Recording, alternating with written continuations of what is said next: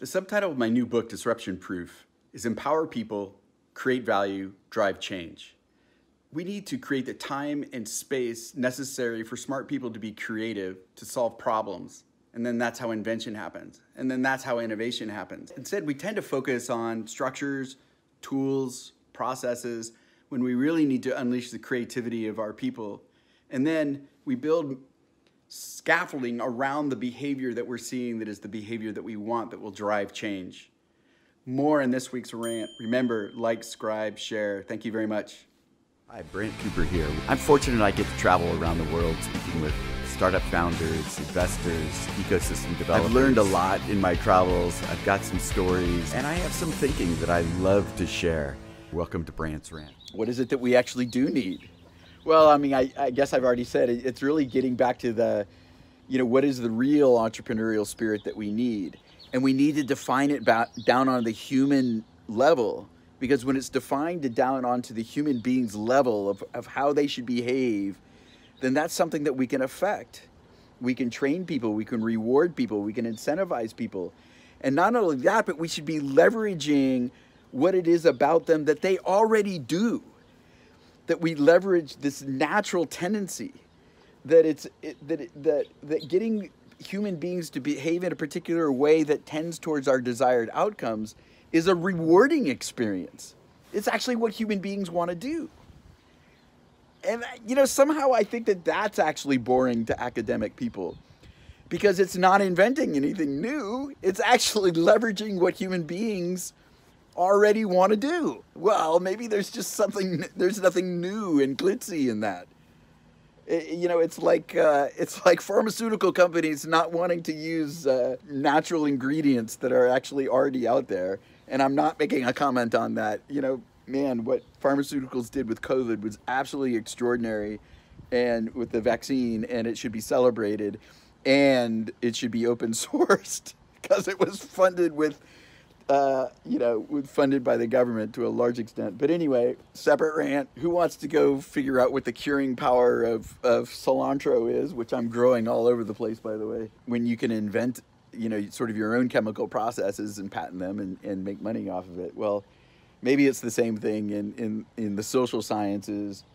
Why do I want to go look at existing human behavior and tap into that when I can invent this whole brand new framework, give it a fancy name like ambidextrous organization, and sell the crap out of it? Yeah. Well, so back to what we need, right? The behavior that we need. I've talked about that a bunch of times, right? The empathy and exploration mode and all those type of things, and figuring out how to layer that. And, there's a lot of, I'm guessing there's a lot of, biomimicry that we can learn from. As much as the world becomes more complex, what it ends up doing is becoming more complex in the same way that nature is complex. And so there's all sorts of elements in nature that I think that we could be learning from if we didn't figure out that we had to invent it all of ourselves. Giving human beings the space and the time to be creative is how you solve problems. And it's actually how you invent. It's actually how you innovate. And so we are all naturally ambidextrous, and we're all naturally entrepreneurial. We sort of get it beaten out of us. Not beaten, I don't really mean literally beaten, but it is sort of coerced out of us. And so we need to rediscover that, and we need to re-enable it, and we need to re-empower it. And we need to stop drilling it out of us in education. And so the questions that we should be asking ourselves is, what specifically is the behavior that we want to see inside of our organization, inside of our business? The number one thing that I hear from virtually every company is how they need to understand their customers. And I think that they believe it now. I think they believe it up to the top of the company. John Chambers, chairman and CEO of Cisco, has this great interview with the CEO of Google Cloud. And the Google Cloud guy is all talking about empathy and understanding customers and not just asking customers what they want. And it's brilliant. It's spot on. People get this stuff. Leaders get it. I truly believe that leadership is getting that we need to be truly customer-centric, and it's not just lip service that like we've been paying for the last 10, 15, 20 years. But so that's great. We know that we need the customer centricity, but how do you do it? How do you actually get down to the behavioral level of human beings? That's what we need to be tackling. And so we can say, like, you know, understanding customers, and we can say exploration, like running experiments and trying to validate or invalidate our assumptions. How do we cut through bias using evidence? How do we ensure that people are acting in more ethical ways? How do we establish this equilibrium between all of this execution work that we do need to get done and the exploration stuff that we have to do? Well, so that's where the ambidexterity comes in. The ambidexterity is in us as individuals. It's not carving up the organization to be ambidextrous. It's leveraging the ambidexterity that we already have and the entrepreneurial spirit that we already have. And then there's some structure that we can start putting on top of that. Parts of the organization are going to perhaps initially be more exploration and less execution. But that's only initially. As they learn, they need to start executing, right? So it's a balance everywhere.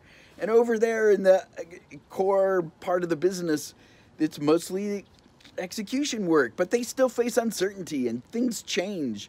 Suddenly in the pandemic, there's like no more budget for our customers, and so we have to figure out something new. Well, that's exploration mode again. So we have to start building in these mechanisms and the structure to help people balance the exploration and the execution, and to train them and teach them and encourage and put in mechanisms that reinforce this empathy development and running experiments. When to abandon conventional wisdom, when to abandon best practices, when they don't work anymore. All of this can be taught. All of this is leveraging the natural abilities of human beings. And this is actually how we drive change. Drive change doesn't happen top down by making this declaration and by carving up the structure of the organization in a particular way. Change happens by changing the behavior, by inspiring, by empowering change at the grassroots level, the ground level. And then by introducing these mechanisms and these principles and these processes and teaching, and you get this groundswell of this behavior change, you can start figuring out how to layer on top of it in order to reinforce that and protect it. So why doesn't academia get that? Hey, thanks for listening to Brant's Rant. If we're choosing capitalism here as a society, then let's make it work for a better world. If you'd like to join me as we redefine capitalism for the 21st century, go to beatcoop.co/D4A. Also, if you have a pressing issue that you're facing in your innovation group, your product group, your startup, and want to join me on video, see the link below. Subscribe, like, see you next time.